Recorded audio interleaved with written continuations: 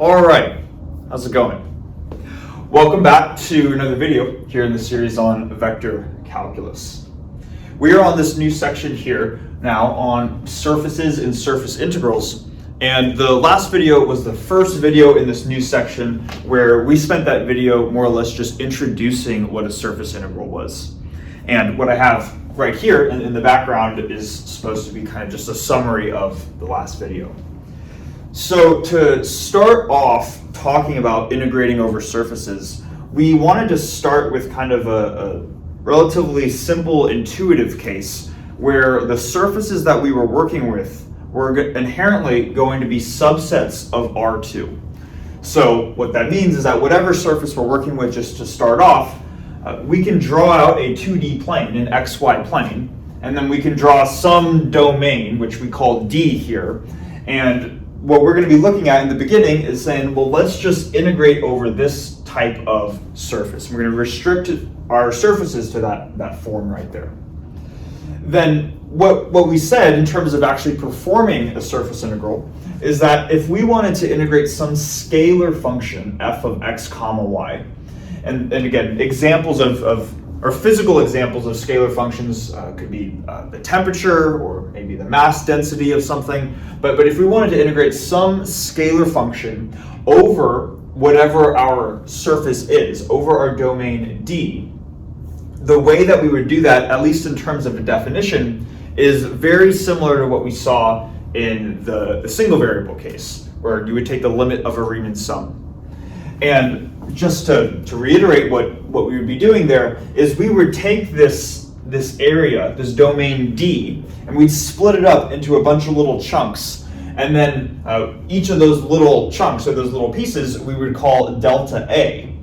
And what we would end up doing is we would sum our scalar function and multiply it by that small piece of the overall domain.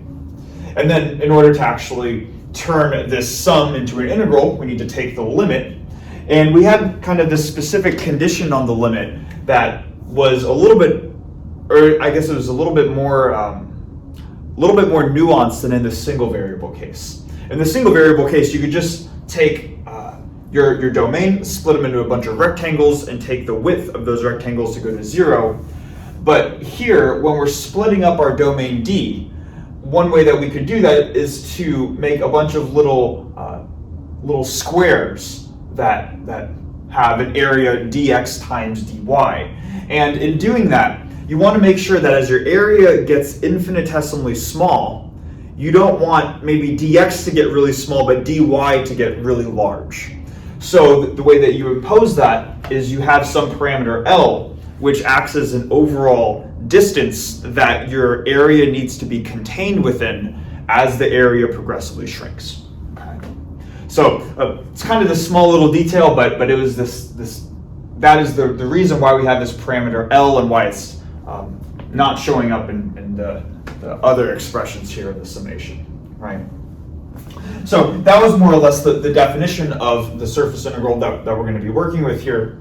And what we mentioned, and I just mentioned it, but we could say that our infinitesimal area element, dA, could be expressed as, this marker's running out, it could be expressed as the product dx times dy, right?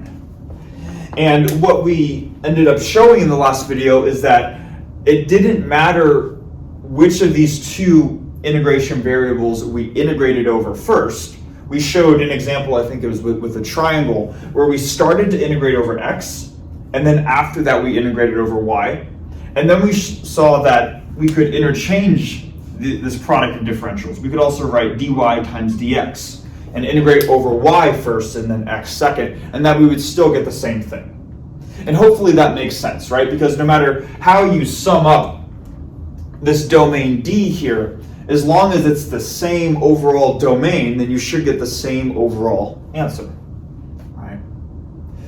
So that's kind of what we talked about in the last video. Now, to go into this video, the next step that we're going to take is to say, well, okay, this might make sense, right? But what happens if the domain that we're working with, this D, little subset right here, what if it has some nice properties where it might be easier to work in another coordinate system other than Cartesian coordinates? We are working in R2, which is why we have x and y, but x and y are not the only way to parameterize R2, right? So what we're going to be looking at in this video is to say, maybe there's some other coordinate system in 2 dimensions, and what we're going to do is we're going to be just general, and we're not going to make too many references to specific alternate coordinate systems, but let's say that if we have a starting coordinate system xy, there might be a new coordinate system which we can call uv, and it might be easier to integrate this domain here if we're working in this new coordinate system as opposed to the standard Cartesian coordinates. So then the question becomes, you say, okay, I might start in this Cartesian coordinate system, but now I want to work in this new, more convenient coordinate system. Well, what does that mean in terms of how the overall integral changes? What do we need to take into account when performing the surface integral in this new coordinate system? Okay. So that's going to be what we're focused on, is more or less just changing coordinates over these surface integrals, and then we're going to go through an example too where I think it'll really make sense. Okay. So what I'm going to do first is I'm going to just erase what we have here, and then I'm going to write out, I guess, more or less the answer to the overall video. Just a statement that shows how we can convert from one coordinate system to another, and then perform a surface integral over that new coordinate system.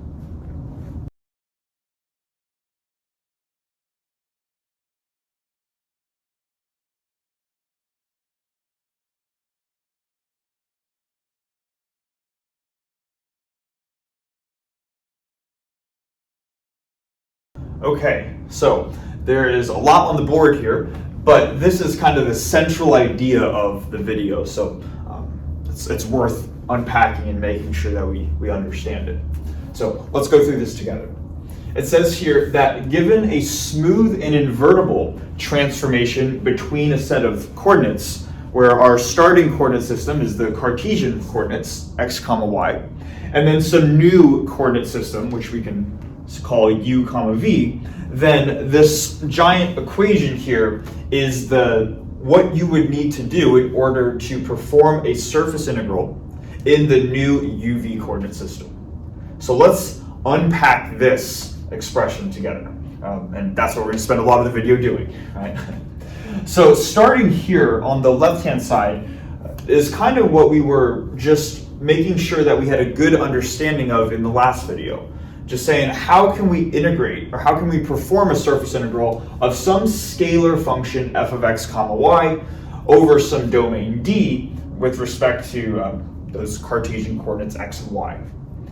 Now, if we're transforming to the new coordinate system, u comma v, there are a couple things that change, and the first thing that changes is quite literally in just the lower, quote-unquote, lower bound of the integral, where here we were integrating over some domain D, and now we're integrating over what we're going to call a new domain D prime.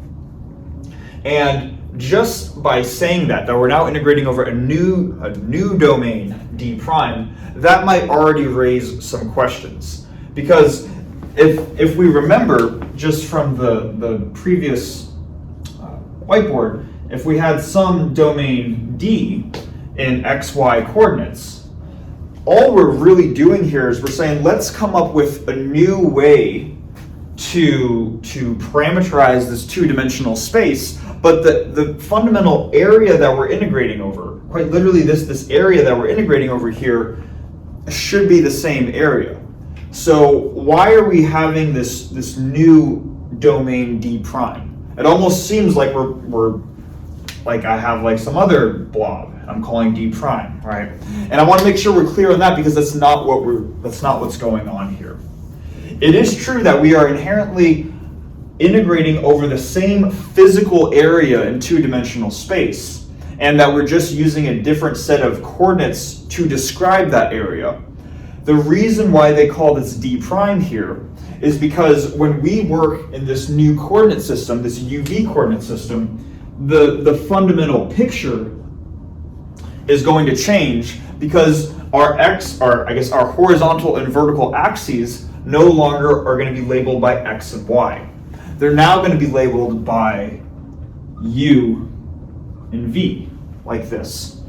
And in this new coordinate system, the UV coordinate system, this blob that was originally called D is now going to take some new shape. And maybe the shape might, I don't know, look something like this, and we'll call it D prime.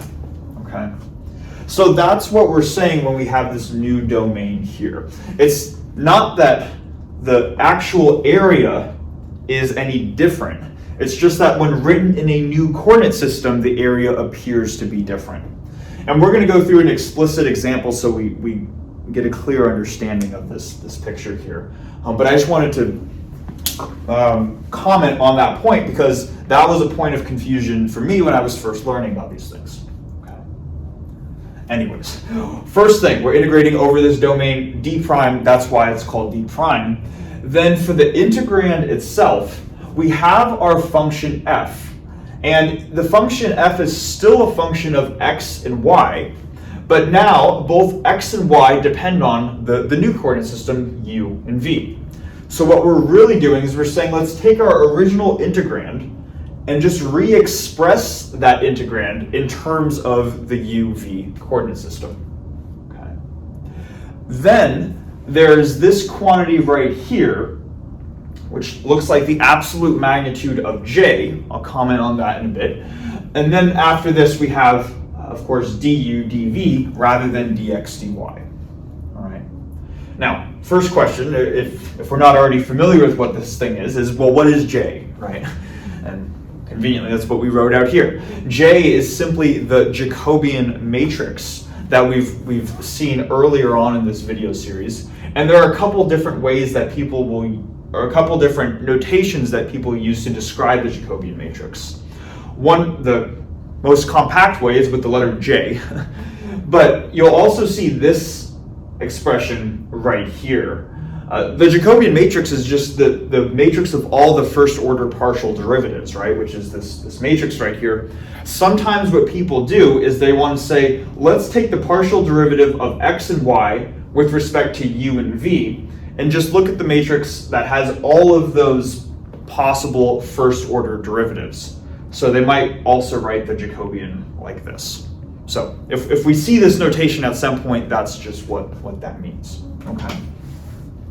Now this is j by itself. The absolute magnitude of j just corresponds to taking the determinant of j. Okay. So there's also this additional factor of the determinant of the Jacobian that shows up. And it's one thing to just be like, okay, sure, that's the equation. Let's plug everything in and then just solve the integral. And then we can just say, all right, now we know how to perform integrals in a new coordinate system, but we want to understand why this is what it is, right? Why is this the transformation from our starting integral? And that's what I really want to spend some time going over. And I think that it doesn't need to be this sort of intimidating looking quantity if we just relate it to what we already know from single variable calculus. So that's what I want to do. So let's go back, before we're doing surface integrals, let's go back to the single variable calculus picture. And let's say that we're just taking some integral of some function f of x dx, like this, right? And if we wanted to work in a new coordinate system, in single variable calculus, we gave it a fun little name called the U-substitution. And what we could say about this is that if we're given some relation between our starting coordinate x and some new coordinate u, in other words, if we could write u as a function of x, and then vice versa, this function would need to be smooth and invertible, we could also write x as a function of u. If we could find a relationship between those two coordinates, what we could do is we could say, well, let's rewrite this integral as an integral now over f of really u. So it's the same integrand, right? But it's just that now we're replacing everything, everywhere where an x shows up, we're replacing that in terms of how it's defined in terms of u. So f is written now in terms of u, and then we're rewriting this quantity here, dx, as dx divided by du times du, like this. Okay. So this is the way that we could transform coordinates in a single variable calculus case. And maybe it's just worth going through a specific example really quick to make sure we understand that this is what we're doing here. Because even if we can say, all right, I kind of see what's going on here, we might not have seen U-substitution expressed in this way before. So let's go about doing that. So let's just say I have a specific integral here, and maybe I'm integrating, the one I came up with earlier was x times e to the x squared, x times e to the x squared, like this, dx. Okay. Now, if this is my integral, then this quantity x times e to the x squared, that's inherently my integrand. That is my function f of x. Okay. Now, if we see this integral in single variable calculus, usually what we're taught to do is to perform a U-substitution on this, where we say that u is equal to x squared, or we could set u to be whatever, but a convenient choice is to have u equal x squared. And then we kind of take the differential of both sides. So we say that the du is equal to 2x dx. And then we notice that there's already a factor of x dx in the integrand. So sometimes you might also write out a third line of saying x dx is equal to 1/2 du, like this, right? And that's just a matter of dividing 2 over to the other side. So if you were to do this, you would end up getting the integral of, we have e to the x squared, but u is equal to x squared, so now we have e to the u.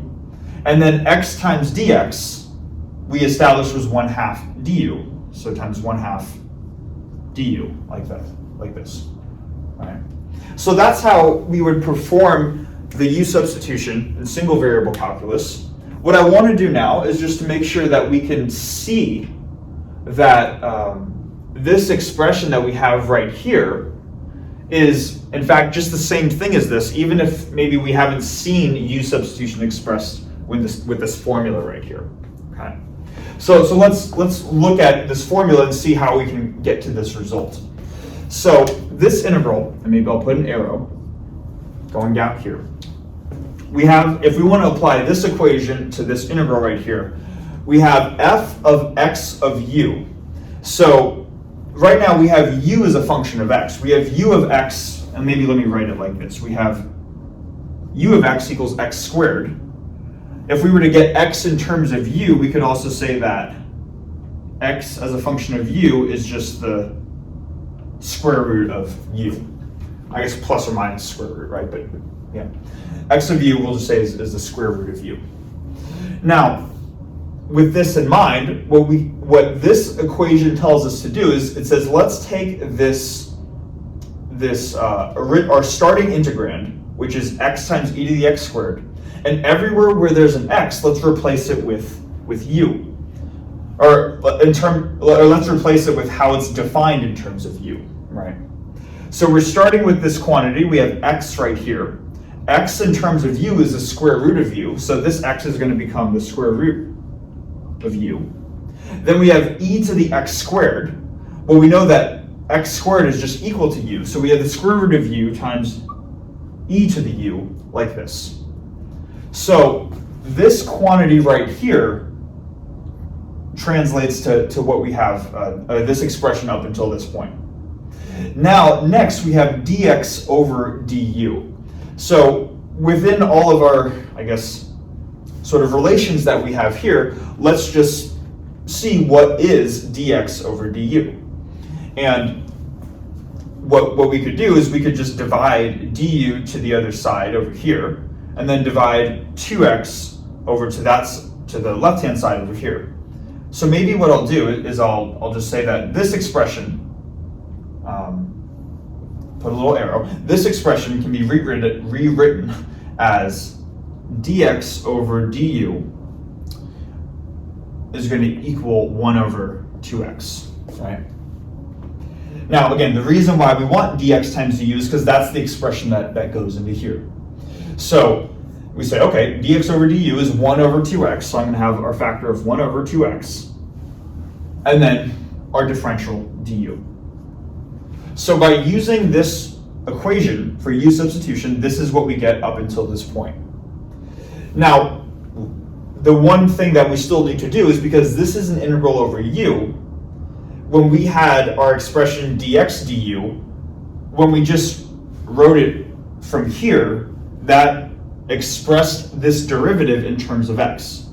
If we say, okay, well, what is this x in terms of u, because we're integrating with respect to u, x of u is just the square root of u. So I'm going to replace x here with the square root of u, like this. And when we do this, we see that the square root of u cancels here with the square root of u right here. And what we're left with is we have this 1/2 factor, which we can bring out front, times the integral of e to the u du. And conveniently, that was the same thing that we got when we kind of went through the standard process for performing a u substitution on this integral right here. So hopefully that makes sense. All of that is just to say that this is just a u substitution from single variable calculus. And what we're going to be doing is we're going to say, well, let's relate this equation right here to what we see up here, because now there's a little bit more of a similarity. We see that f is written in terms of a starting coordinate system, and that starting coordinate system is written in terms of a new coordinate system, the uv one, or in this case just u. We have this quantity absolute magnitude of j here. Well, the single variable case was just this derivative, and then we have our differentials.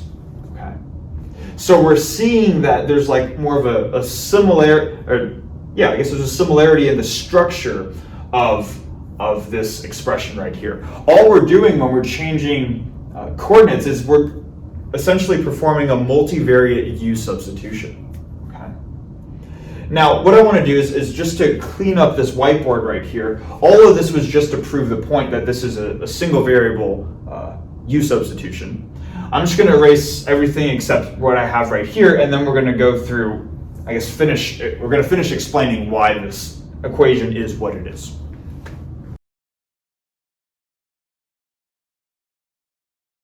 Okay, so now to finish sort of explaining why this expression is what it is. Mainly, I guess, this part over here.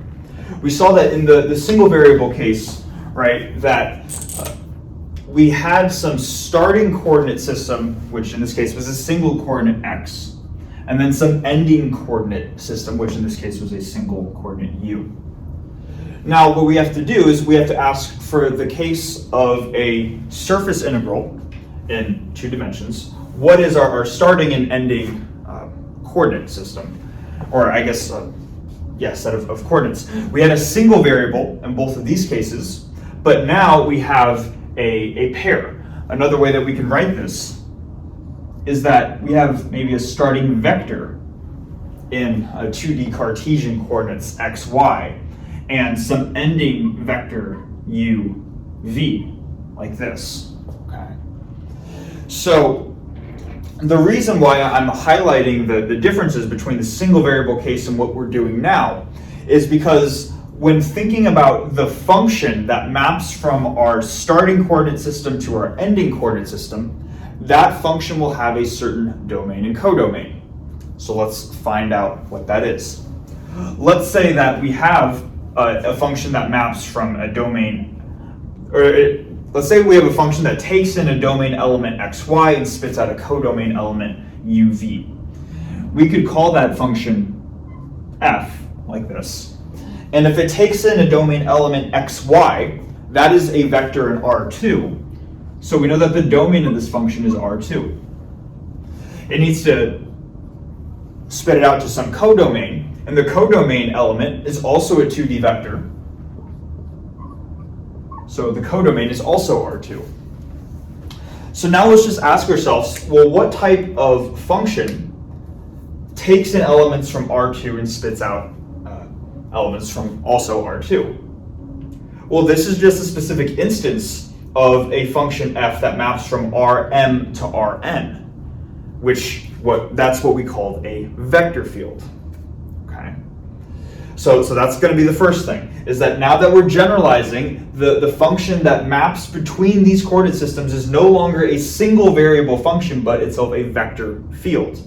It goes from R2 to R2 in the case where we're working in surfaces in R2 specifically. So if this is a vector field right here, now let's look at how the mapping between these functions, or let's see how that shows up in the single variable case.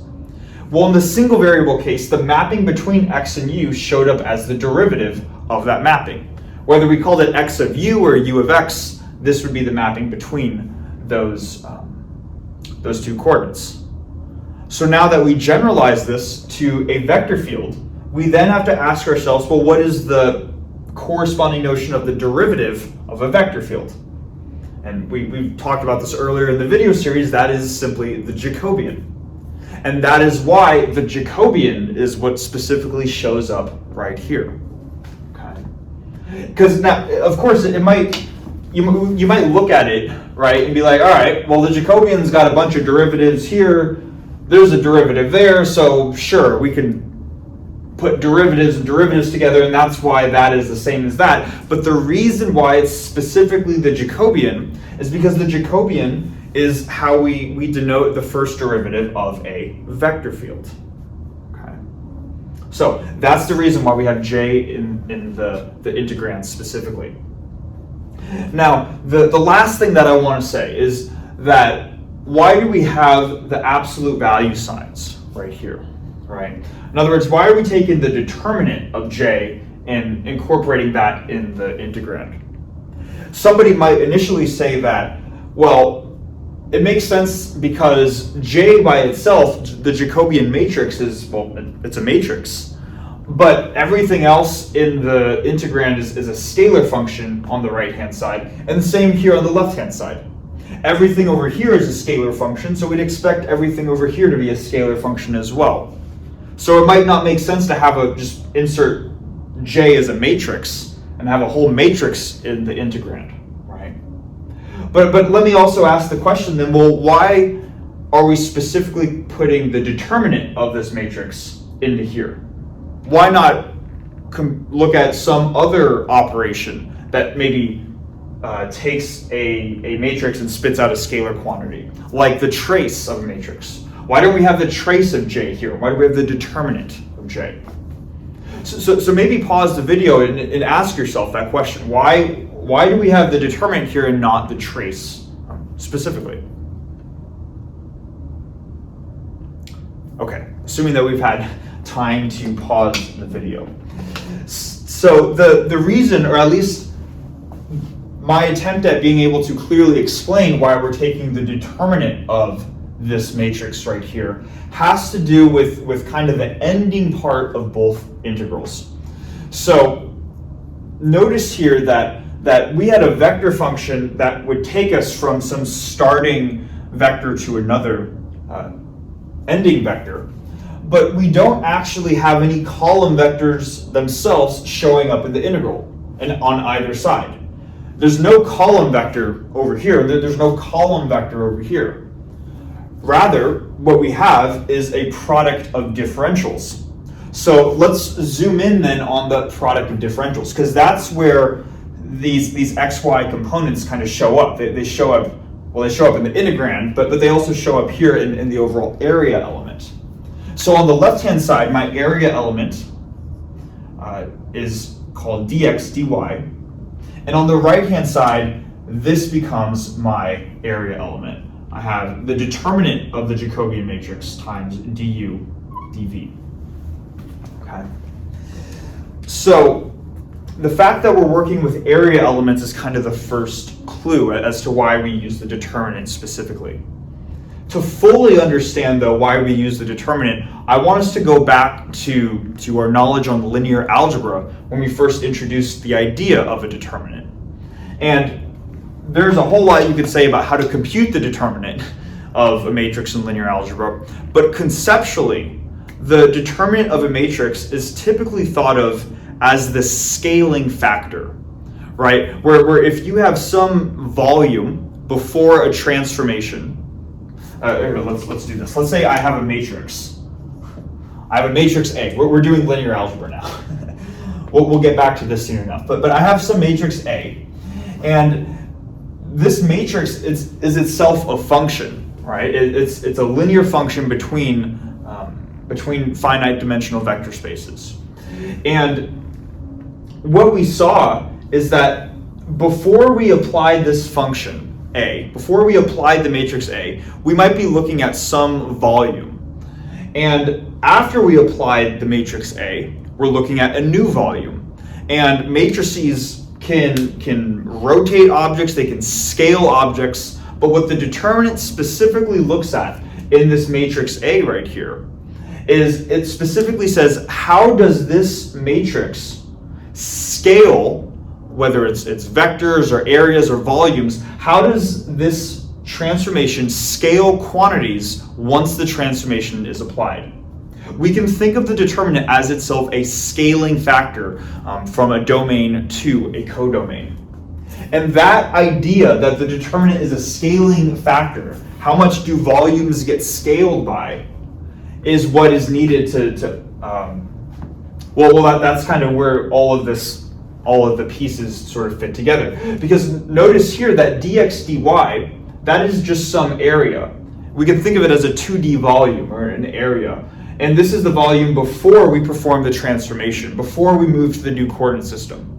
Then du dv is that area after we have transformed to this new coordinate system, but this area might be scaled relative to dx dy. Maybe the area of du dv is twice the area of dx dy. In that case, the scaling factor would be 2. So what this factor j is doing is it's saying whatever your area, or in the more general case, whatever your volume is before the transformation, let's look at the volume after the transformation and see how much it gets scaled by. And that's where you need the determinant, because that's inherently what the determinant measures, is that scaling factor. Okay. And that's why you specifically have the determinant as opposed to some other quantity like the trace of a matrix or the ijth element specifically of a matrix. Okay. I hope I'm not over-explaining this, but I'd rather over-explain it than under-explain it. That tends to be my approach. So hopefully that makes sense. And I guess more generally too, hopefully that kind of makes sense as to why all of the pieces are what they are. Okay. Now, this is all very general, right? This is all, there's a bunch of symbols and we're not actually doing a whole lot, which up until this point, we've tried to just explain why this right-hand side is the way it is. But let's actually start to calculate things. So what I'm going to do to finish off the video is I'm going to erase what we have here, and then we're going to go through an example problem where we start in some Cartesian coordinate system, move to a different coordinate system, and then compute the surface integral from there.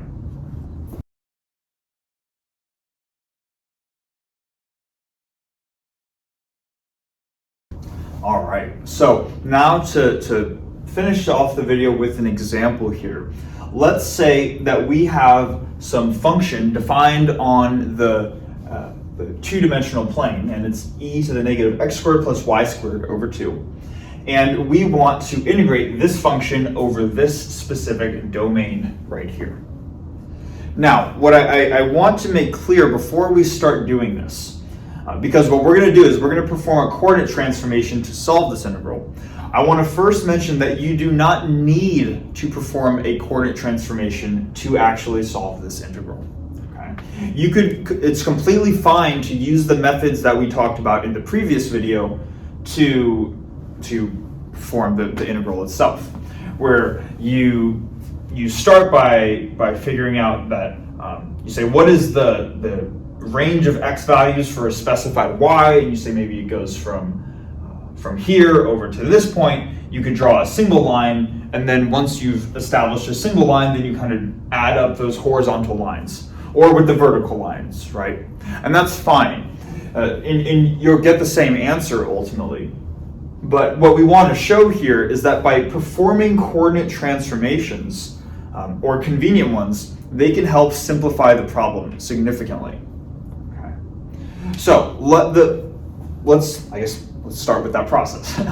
So the domain here is, I did my best to draw it. It's supposed to be a quarter circle, right? So if you imagine like a full circle, it's the full circle would be kind of just centered about the origin, and it would have a radius of r.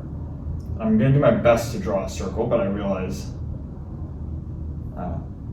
not perfect, right? but that's kind of what we're supposed to be looking at here, is that the domain we're working with is this top quarter of the circle right here. Now, we can ask ourselves, well, what type of coordinate systems are convenient when working with circles? And we know that polar coordinates are often very useful when working with circles. So what we're going to do is, rather than work in Cartesian coordinates, we're going to work in polar coordinates instead. So to start all of this off here, we're going to say that if we want to perform the surface integral of this function, f of x comma y, if we're going to perform the surface integral over this function, that's going to be e to the negative x squared plus y squared over 2 with respect to dx, or with respect to x and y, like this. And we're going to be integrating over some domain D, which is this quarter circle right here. Now, what we want to do is we want to transform this in terms of polar coordinates. And the first thing that we would need to do is we would say, okay, well let's figure out what are x and y, our starting Cartesian coordinates, what are those in terms of our new coordinate system, which are going to be rho and theta. And hopefully we know that x is rho times cosine theta, and y is rho times sine theta, right? It's just how we can transform coordinates, more or less. Okay. So let's use these relations that we have right here to re-express this surface integral in terms of polar coordinates. So the first thing that we're going to have to do is we're going to have to perform an integral. And I made a point about this in a couple whiteboards ago, that we're going to be integrating over some new, quote-unquote, new domain d prime. So I want to make sure that I clarify what this is, but let's just write out the integrand first. So we have e to the negative, and then instead of x squared, I'm going to write rho squared cosine squared theta. So we have rho squared cosine squared theta, plus y squared, which is rho squared sine squared theta, like this, and then divided by 2. And then rather than just writing dx dy, I'm just going to write the determinant of the Jacobian, just leave it like this for now, and then I'm going to write dr d theta. This is like my du dv quantity. Okay. Now, before we proceed any further, I want to make sure that we understand, what does this mean, this d prime quantity, because that could be a little bit strange. So essentially, this d prime quantity is what the domain is going to look like in our new coordinate system, so in our rho theta coordinate system. So what I can do here is I can draw a new 2D plane, but rather than drawing it as x and y, my horizontal coordinate would be rho, my vertical coordinate would be theta. And now let's just ask ourselves, what would the domain, how would this domain transform into some new domain? And just by looking at this, we know that we have a circle here, so that means that every point along this edge here is a distance r away from the origin, right? It's kind of how a circle is defined. So what we could do is we could say that our radial coordinate rho is going to go out to whatever the radius is r, like this. And all of the points are going to either be at r or 0 or somewhere in between. So my domain is going to, up until this point, be all the points in between 0. Let's make that 0 a little better. It can be in between 0 and then my outermost radius r. Then for the angular coordinate theta, we know that a full circle is 2 pi radians. So a quarter of a circle is pi over 2 radians.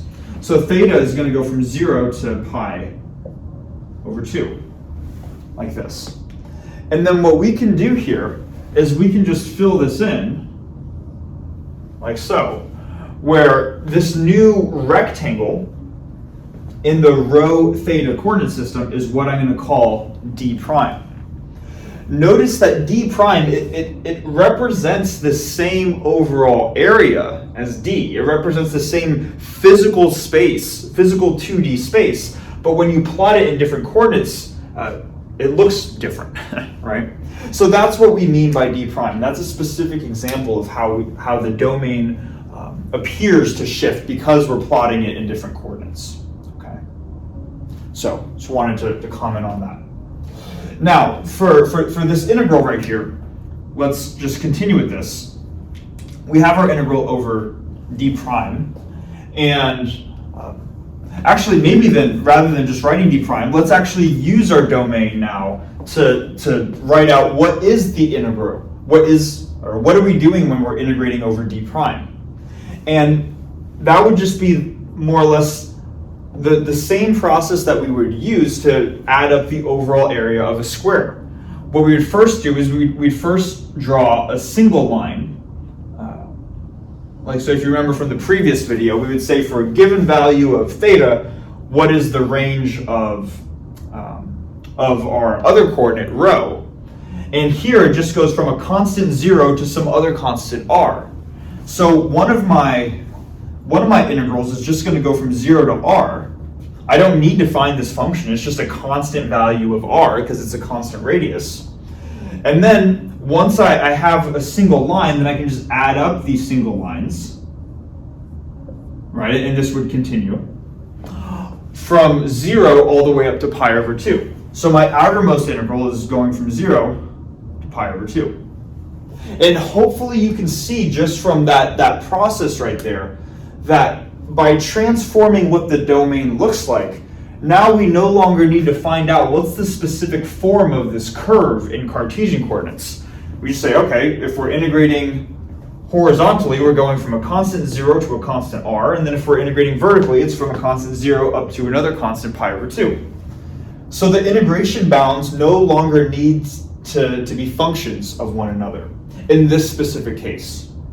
And that's kind of the power, or potentially I should say, the power of performing a coordinate transformation, is these integration bounds become much easier to compute. Now let's look at the integrand itself. We have e to the minus, and then we have rho squared cosine squared plus rho squared sine squared theta. If we factored out a rho squared, we would just have cosine squared plus sine squared, and that's just the number 1. So this integrand actually simplifies to e to the minus rho squared over 2, like this. Then we still have the determinant of j, and then we have dr d theta. So let's go about finding the determinant of j next. And maybe I'll write this down here. I know that, well, maybe let's start by just finding j, and then we'll compute its determinant. So j by itself is going to be partial xy with respect to partial rho comma theta, like this. Or in other words, in matrix form, it would be partial x, partial rho, partial x, partial theta, and then partial y, partial rho, partial y, partial theta, like this. So this is what the Jacobian would look like when going from 2D Cartesian to polar coordinates. And now let's just say, okay, well, what are each of these partial derivatives? And it's at this point where we can refer to the coordinate transformations that we have up here. So partial x, partial rho says let's differentiate this with respect to rho, and that's just cosine theta. Then partial x, partial theta would be negative rho sine theta. Then partial y partial rho is just sine theta, like this.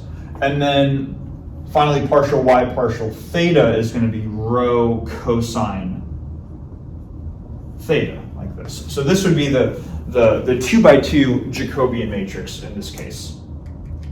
We say, okay, sure, we got the Jacobian matrix, now we just need to compute its determinant. And that's just a matter of taking the product of the main diagonal minus the product of the off diagonal. So for the main diagonal, so if this is j, then let's compute the determinant of j here. And main diagonal is cosine times rho cosine, or in other words, we have rho cosine squared of theta. Then minus the off diagonal, we're going to have sine times negative rho sine, or this is going to be negative rho sine squared theta, like this. So then the two negatives cancel out, giving us a plus sign. We're going to have rho cosine squared plus rho sine squared. Another way of writing that is just rho by itself. So in this specific case, the determinant of the Jacobian is just a factor of rho. So what I'm going to do here, I'm going to write the just what the determinant of the Jacobian is. That is just rho in this case. And then we have not dr, this should be d rho, sorry. And then we have d rho d theta, like this. Okay. So hopefully we can see how we were able to transform coordinates from Cartesian to polar coordinates in this case right here. So what I want to do now, and I think I should just be able to do this without having to fast forward. I do want to just erase what I have here for the Jacobian, and then we'll finish writing out this integral down here. But hopefully this process makes sense for how we first computed the Jacobian matrix and then also how we got the determinant from that. So this is the integral that we're trying to solve here. And one of the nice properties that we learned in the last video is that it doesn't matter which way you perform the order of integration. In other words, you could integrate rho first, or you could integrate theta first. And I want to make use of that property here, because if we look at the integrand by itself, which I'm going to underline, notice that theta doesn't show up in this integrand. So even though this integrand is some complicated looking function that depends on rho, it's a constant in terms of theta. So if we were to integrate with respect to theta, that would just be taking this quantity, multiplying it by theta, and evaluating it at the bounds pi over 2 and 0. Or if more compactly, that's just essentially brings out a factor of pi over 2, like this. Okay.